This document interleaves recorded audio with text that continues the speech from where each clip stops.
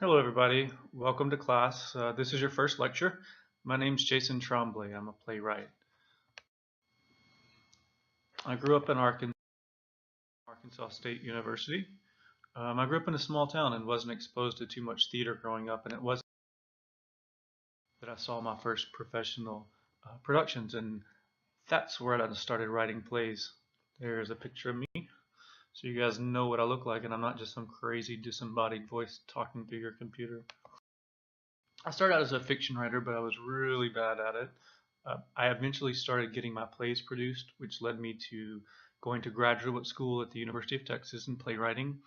My plays have been produced in Austin and by companies around the country.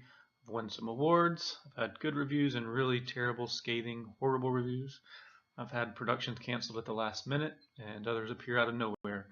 That's all part of living a life in the theater. These are a couple pictures of some of the shows I've done.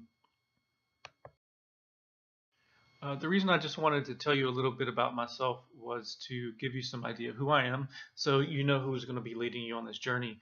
As I said in the syllabus, which hopefully you've read by now, this is not an answer-based class, but a class based on asking questions, reevaluating what we think we know about drama, and discovering new paths in the art form. We're all here to learn. I'm very serious about that, including me. So what is this class about? It's very simple. This semester we're going to go see 5 plays. You're going to go see those plays on your own, or if you want, you can see them with the class. You'll pay for your ticket and get yourself to the theater. Like I said, if there's enough students who want to go and see these plays as a group, we can do that as well. That's really the best way, I think, for everybody to enjoy this class. If opportunity arises, a lot of times if we have enough people, I can talk to the theaters and often do talk backs or things like that with the actors and the directors. Normally, if we go see the show as a class, what we'll do is we will show up 45 minutes before the show starts. And at that time, I'll do a little brief lecture, usually over the material that we've covered in this unit. Often it's a recap, and I can go in a little more depth, answer some of your questions. I'll also try to teach you a lot about the actual theaters that we're going to. I think that that's a huge part of this class, is getting to see different theaters, different styles, different genres, get to see who's doing what in the city of Austin. So I know that everybody in this class is here for a different reason, and that's totally fine. Some of you are in school because drama is a passion of yours and you see it as a career. Others just need a credit and the class look fun. And some of you, or most of you, perhaps somewhere in between, you guys are all welcome, and it's my goal that by the end of the class, you all see theater in different ways than when you began. You learn a little bit more about plays and how they work, and you become more astute audience members. I really hope that you will be able to enjoy going to the theater for the rest of your lives, and would love for this class to serve as a gateway for that lifelong adventure. So, where do we start? This is where we're going to start. What is a play? That's what this class is subtitled, Play Reading and Analysis. So let's start with the idea of a play. What is a play? For the purpose of this class, a play is defined as a dramatic work to be performed. As simple as that. A play is a dramatic work to be performed. In most cases, the dramatic work will take the part of a script written by a playwright or a group of actors or a group of playwrights and performed in front of an audience.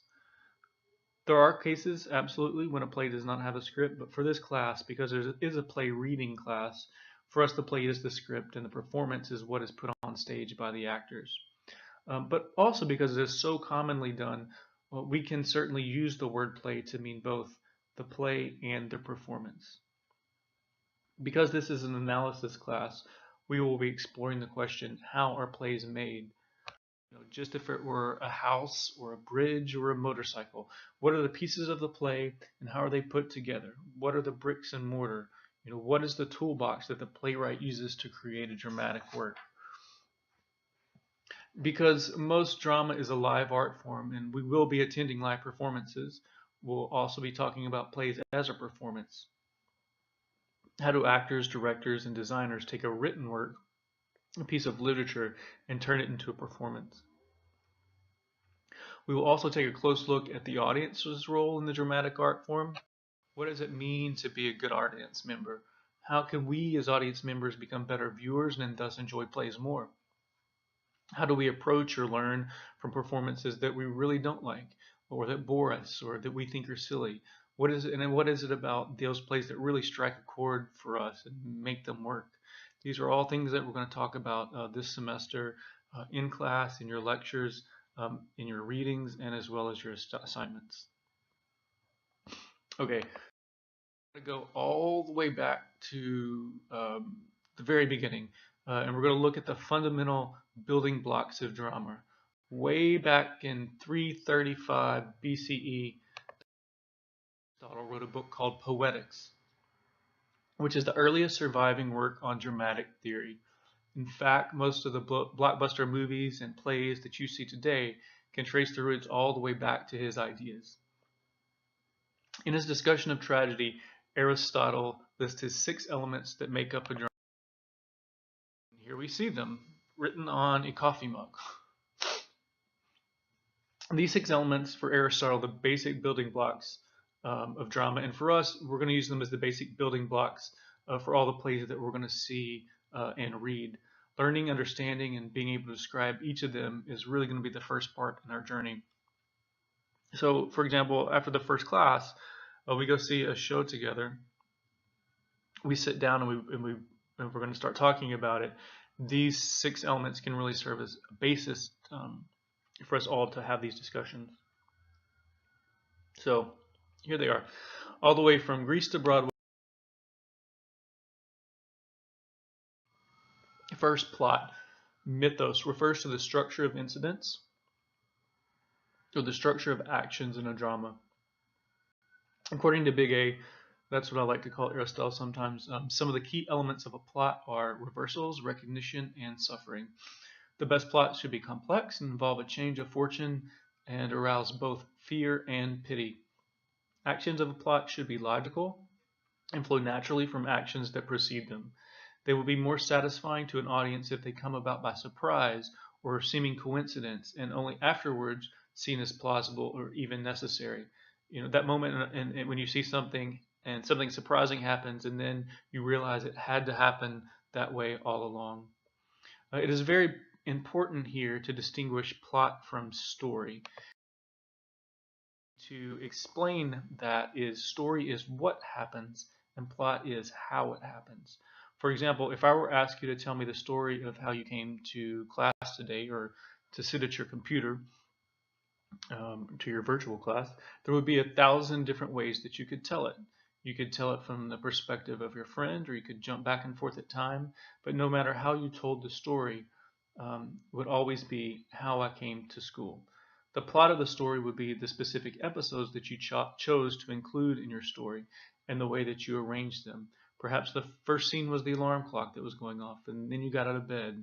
That's the plot. You can see that here in this image, where you see that each of the story points is a number 1 through 8, and then the person telling the story chose in their plot to use points 1, 4, and 8.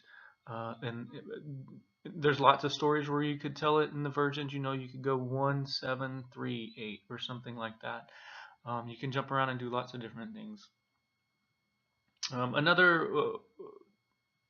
Another example I often use is the Bible, the New Testament. There are 4 different books: Matthew, Mark, Luke, and John, the Gospels. Each one of those tells basically the story of Jesus and his life, but each one of those people, each one of those writers wrote a different plot. They chose different elements to go in their version of the events, right? So the story of each of them is the story of Jesus' life, but each one of them has very different plots. I hope that's maybe not the best example, but hopefully explain a little bit more, and I hope you guys understand the difference between plot and story, because that will be very important as we get into our discussions. The next element, number 2, is character or ethos.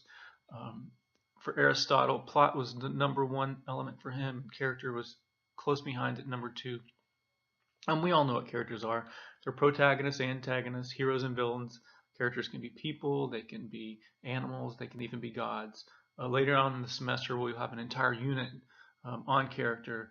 Um, for Aristotle, he thought that the best characters were moral and consistent. For us, characters can be many different things. Every character we talk about is going to be different. Here you can see some of the things that Aristotle thought was important for character, that they have a moral purpose, that they're true to their type, that they're true to life or realistic, that they're consistent, they're necessary to the play. You don't have some random person coming into the play that has no business being in there. And even though he says they're realistic, he also believes that they should be idealized, true life, but more beautiful, as he says. We have thought, or dianoia. For Aristotle, it meant the reasoning of human characters. For us, I like to expand it and call it idea, which includes all the themes and questions that a play asks. I like to think and often say that the best plays are the ones that ask the best questions, and that will be a focus of a lot of the plays that we see. In our discussions afterwards, I'll ask you, what is the question of that play? What's that play trying to ask? And then we can start talking more about the different ways that the playwright or the particular director or production tried to ask that question. And if it's answered or if it's not, I think the best plays lead to more questions than give us answers for sure. Fourth of Aristotle's elements, the sixth is diction, lexis, often say language. For big A, the quality of speech in a tragedy that reflect the moral qualities of the characters on stage. For us, I like to think in the terms of speech, or more broadly language. What is the language at the stage? The stage has many types of languages, both spoken and unspoken. Physicality and gesture is a language of its own. We often think primarily of what is spoken, and that's absolutely true. And we'll cover more on these other types of language, physical language, visual language, specifically when we start talking about puppetry and movement-based work. Aristotle is melody. Melos, for me, I prefer to talk in terms of rhythm. For Aristotle, melody was closely aligned with the chorus, which was an integral part of the actions in the plays that he was seeing. Not so much in the plays that we'll see now. We can talk about melody when we discuss plot. When I talk about rhythm, I'm speaking of the feel or the pace of the show. But we can also talk about rhythm in reference to the cadences of language. For example, the tight staccato notes of a David Mamet play compared to the long flowing language and speeches of Tennessee Williams. We will also talk about rhythm when we talk about beats and the structure of scenes and the way scenes are built. Finally, number 6, spectacle or opsis, which for Aristotle was the least important of his building blocks of drama. I think very often these days, especially in the movies, it can be one of the biggest. For Aristotle, spectacle refers to the visual apparatuses of the play, including sets, costumes, and props. We can talk about spectacle in terms of the size of a show or special effects. Big dance numbers, sword fights, songs can all be considered part of the spectacle. Elaborate costumes, visual spectacle. You see this guy here from a parade. Also dramatic actions, I think that can be part of the spectacle. A gun going off, for example, or beautiful stage pictures all count. Here I have a picture of Ophelia drowning herself in this river. I think that's all certainly things that we can think of as spectacle. Okay, so there we go. Aristotle's 6 elements of drama. This time it looks like we've got it on an apron. Plot, character, ideas, language, rhythm, and spectacle. Get those 6 things in your head because we're going to talk about them over and over and over again this semester. Every time we talk a play, we're going to talk about the plot, character, thought, diction, melody, and spectacle. These are going to be the basis of our discussion for plays each week. And your first assignment will be to pick out and describe these 6 elements in the plays that we see and the plays that we read. Usually when the second class rolls around and I ask students to give me a list of Aristotle's elements that I've just so eloquently tried to pound into your head. I get a list of elements that don't belong to Aristotle: light, sound, rehearsal, stages. All sorts of elements get listed. And while that's not exactly answering my question, these are all absolutely 100,000% elements of drama. All these things listed here: costumes, energy, bravery, patience, all these are elements of dramas and plays. And we can talk about these and we can come up with thousands of more. And in fact, in your first assignment, I'm going to ask you to come up with an additional element. So one of my favorites, one additional ones that I can talk about for a few seconds: empathy. What is empathy? By definition, empathy is the ability to understand and share the feelings of another. And for me, as a playwright, as a director, as a person that theater artist, person that makes theater for a living, empathy is one of the most important elements of drama to me. It's one of the biggest reasons we tell stories of any kind, I think, and can be really theater's great gift to the world. Some people have even said that theater is the art of empathy, in that one person, right? An actor literally embodies the another character, a body of another, character to tell their story.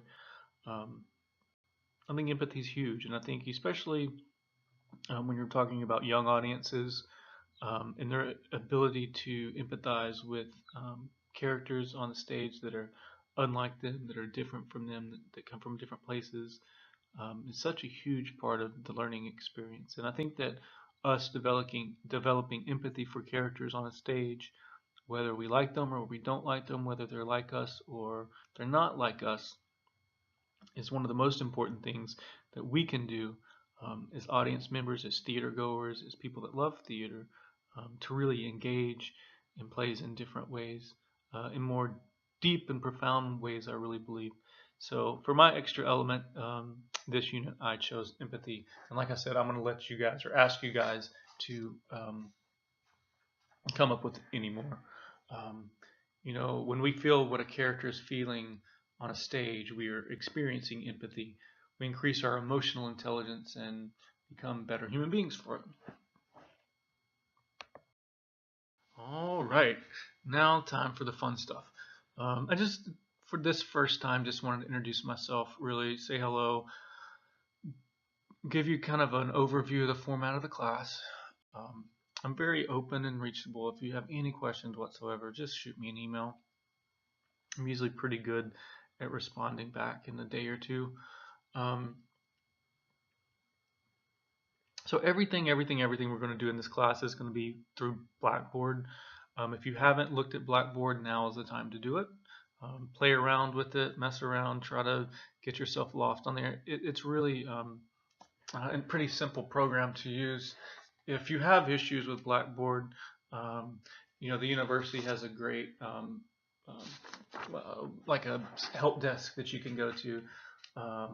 And you can also look up instructions for Blackboard online. A lot of times, if I can't figure something out on Blackboard, I'll just Google search Blackboard. How do I do this? And it usually comes up. So each of these, as you'll see in this semester, we kind of do the semester by units, and each unit is based on one of the plays that we're going to go see.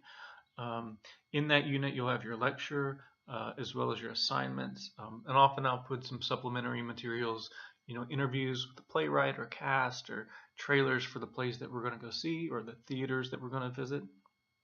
Usually I'll also put all the information about what days we're going to go see the play as a class, where the theater is, how much tickets are, where to park, all that kind of stuff will be in each unit. And so for your assignments for this unit, for the first unit, is to read the play Chicken and Ice Cream and write a brief description of the 8 elements that you find in the play. Aristotle's 6 elements, empathy, and then one of your own. And that assignment should be a minimum of 500 words. Your second assignment, after you see this week's performances, to complete the assignment, A Perfect Recipe. Directions for both of these and their due dates are all listed under this unit on Blackboard. So that's it for this first unit, guys. Welcome to class. Again, email me if you have any questions. We'll be going to see our first play soon, so I'm very excited to see that. Hopefully I get to meet some of you there. And we'll see you all again soon. Take care.